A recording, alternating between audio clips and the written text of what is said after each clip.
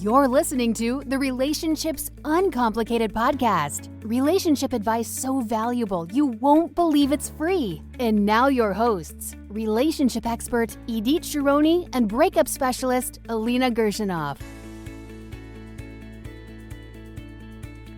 Hi there, welcome to episode 2.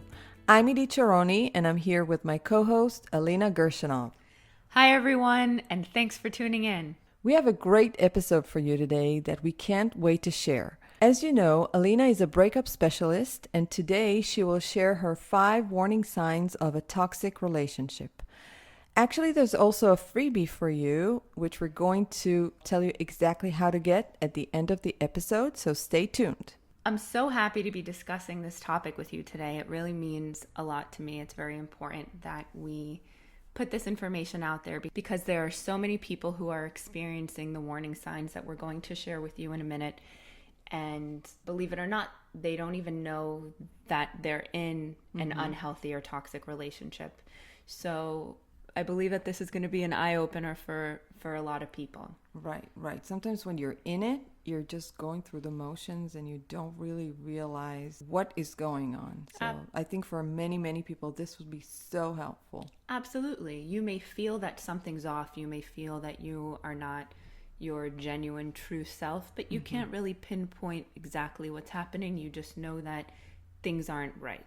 Right. And Elena mentioned to me before that, people are kind of afraid of the word toxic relationship because, it's a big word and not everybody is really ready to say, I am in a toxic relationship.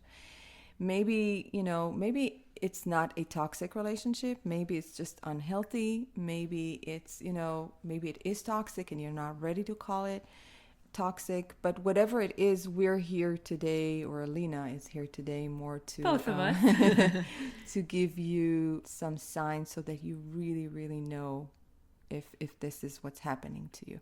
So Alina, when a person is in a toxic or unhealthy relationship, what do they actually experience?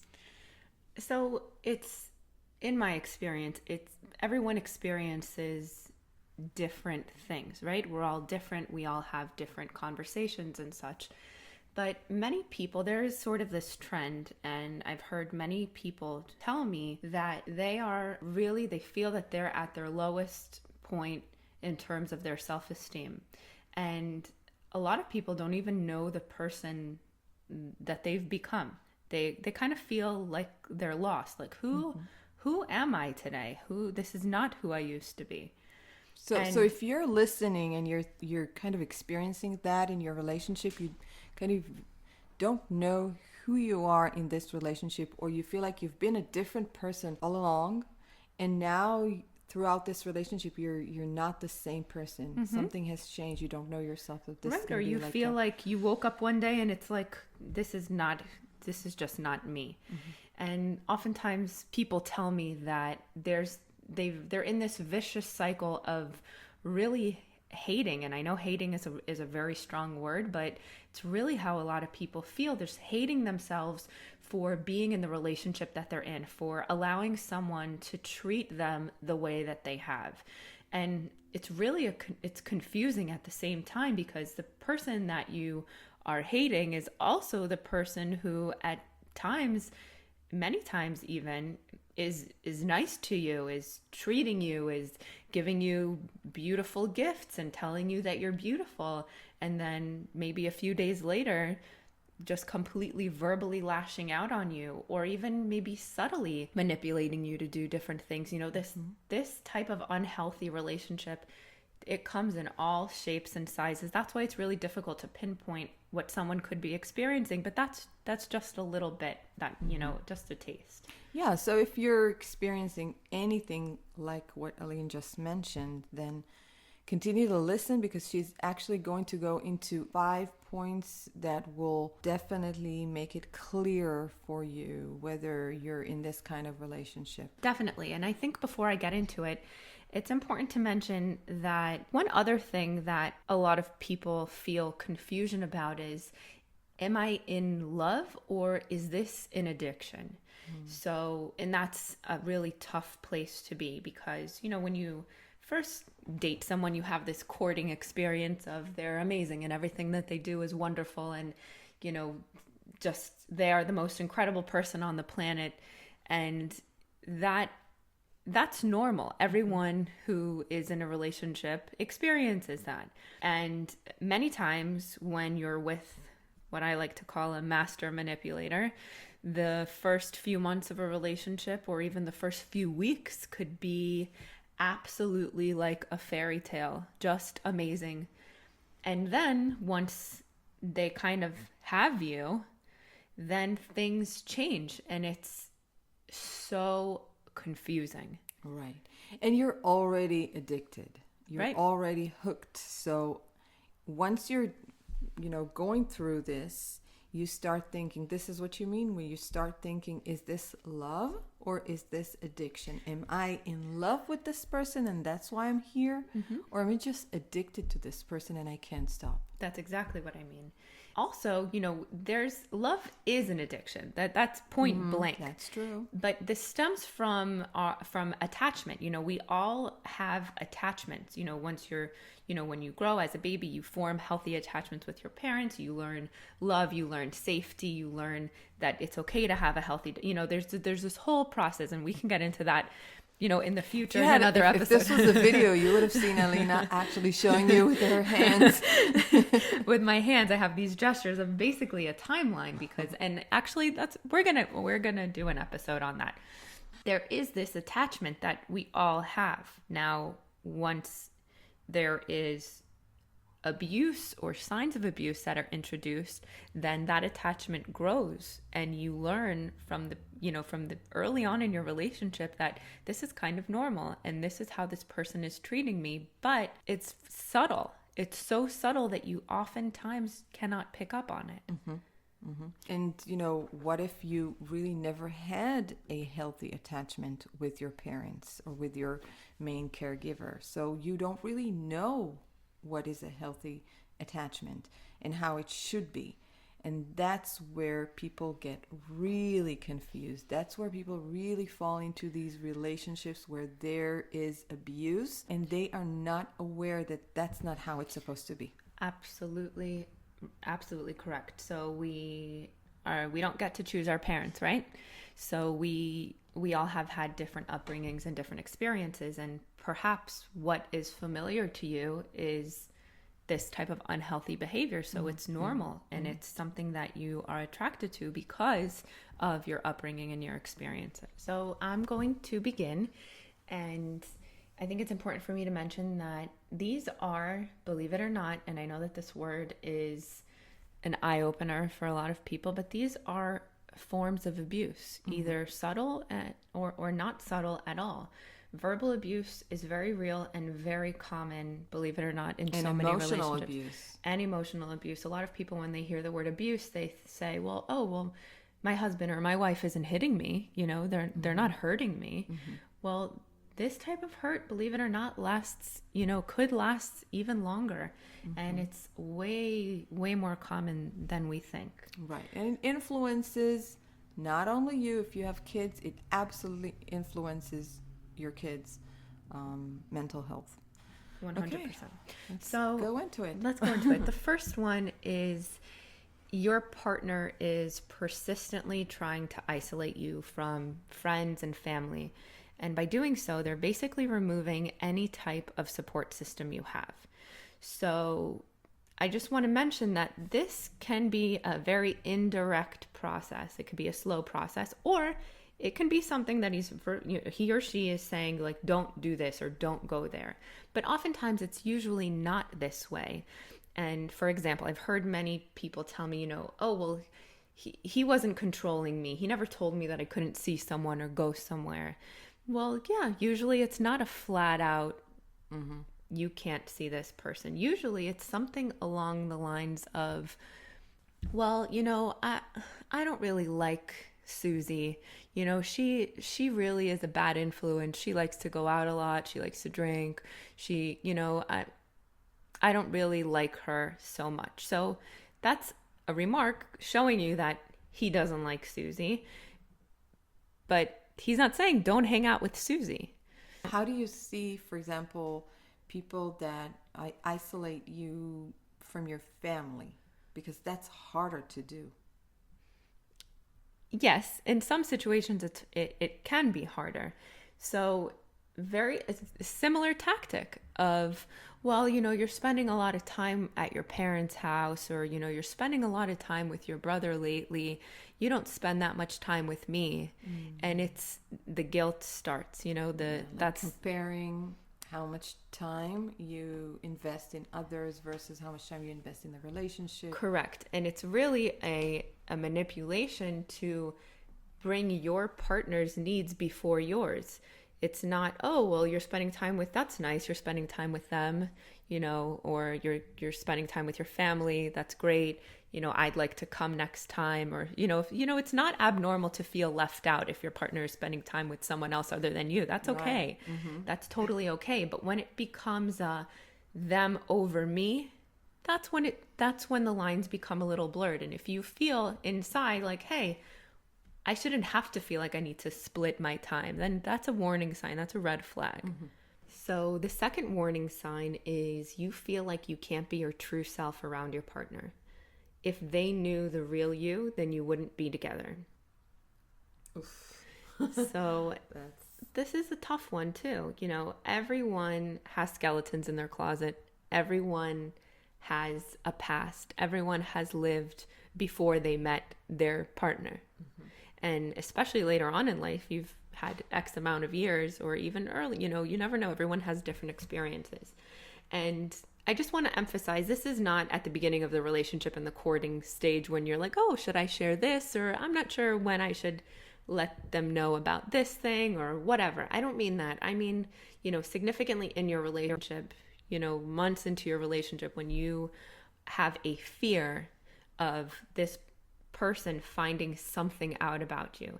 And this may stem from them making harsh comments in the past about certain things that you've shared, or maybe something that a friend has said and that they've really judged very harshly. Mm-hmm.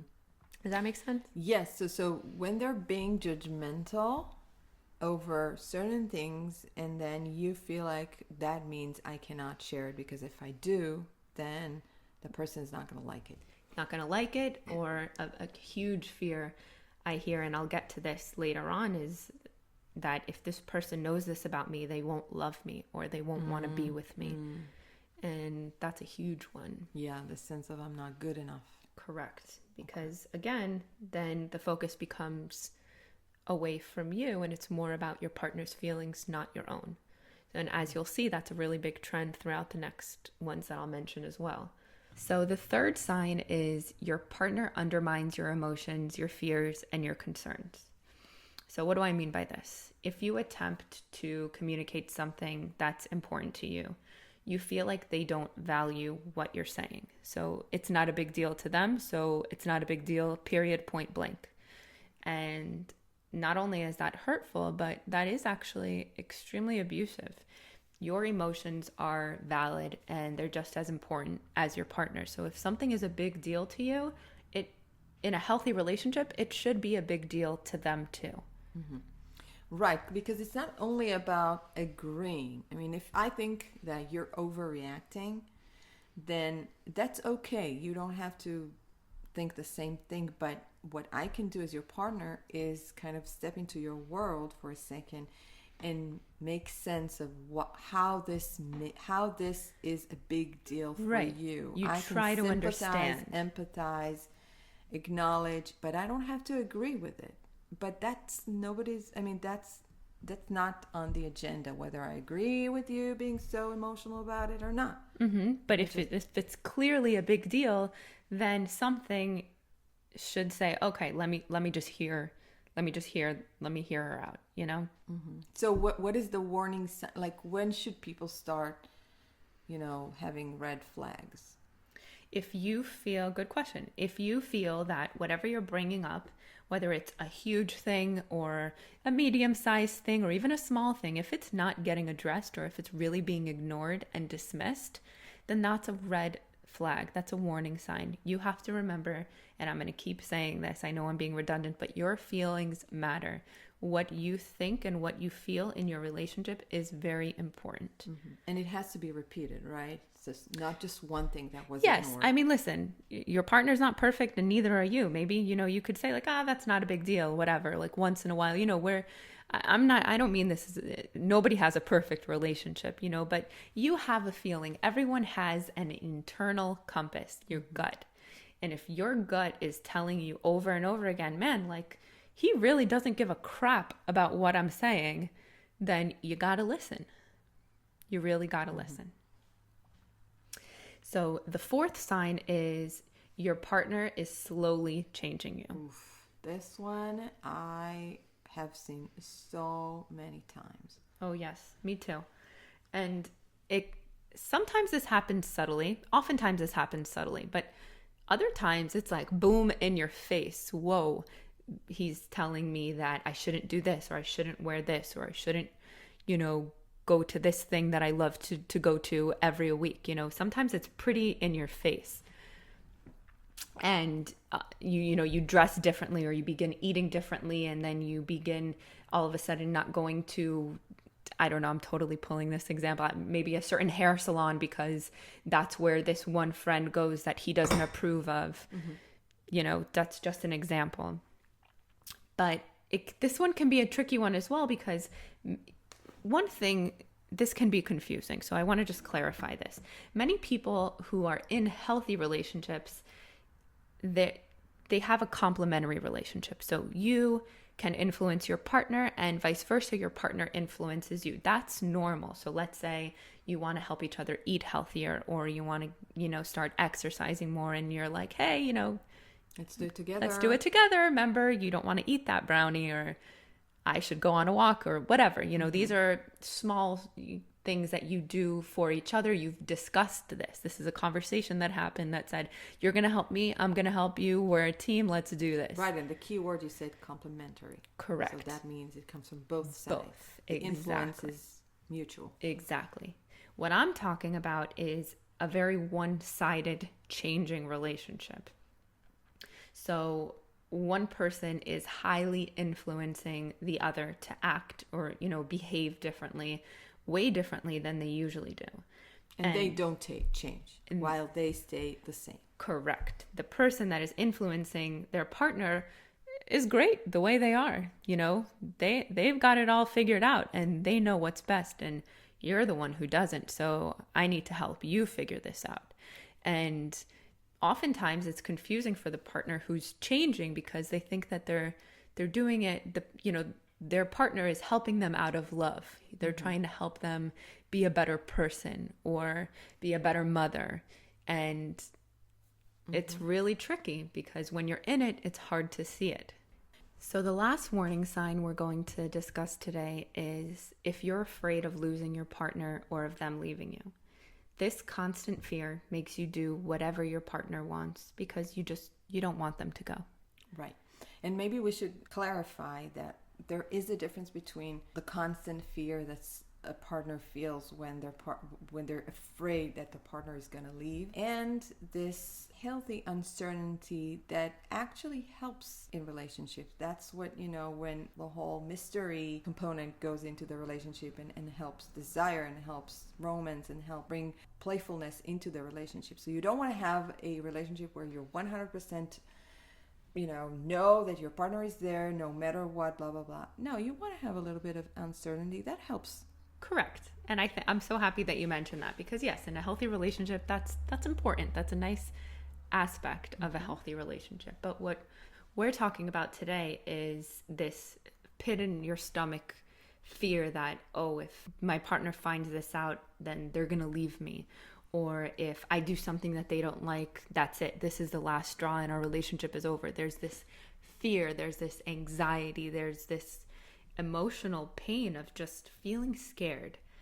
That's unhealthy, and that is very, very, very toxic to yourself, to your relationship. If there are children involved, a huge effect on your children, because I say this all the time, your children are your mirror. Mm-hmm. And who wants to live in that fear all the time? So it's very, definitely very not a desirable place, right? Nobody wants that. But as I mentioned at the beginning, there's this vicious cycle of, Oh, yeah. I know this is wrong. I know I shouldn't be feeling this way. I know that it needs to stop, which then turns to, why in the world am I allowing someone to treat me this way? Which makes you feel worse, which then doesn't bring you to a healthy behavior. Right. So that feeling down and hard on yourself just perpetuates the cycle. Right. So you end up doing the same things over and over again, but end up in a worse place every time. Right. So maybe you think that you deserve better and you know that you deserve better, but you may not feel it inside because you're allowing this to happen over and over again. And that really is tied to that vicious cycle. I think that this is really important for people to understand that the things that we talked about, some people endure them for years. It's not, sometimes the situation is not so impossible to endure. But we are talking about this today because we really believe that you should not waste your time on being in this type of a relationship. There is something you can do about it, and Alina is going to talk to you about some ways to stay safe and gain control. And maybe there are other ways that you can deal with this situation. So when you know that's not a relationship I want, that's not how I want to live, and I feel like I'm lying to myself every day, then there are things that you can do. Absolutely, for sure. I couldn't have said it better myself. And we just want to mention that in the show notes, you'll be able to find some resources that will add there for you if you feel that, we've really spoken to you and how you've been feeling. Mm-hmm. Resources are definitely a huge help. And what I want to mention is, you probably, yes, we're bringing these things to light, but if you're in this type of situation, you probably know what's going on because you live through it every day and you're an expert at it. You're an expert at your own life. But sometimes you have to step outside of yourself and look at things from a different point of view.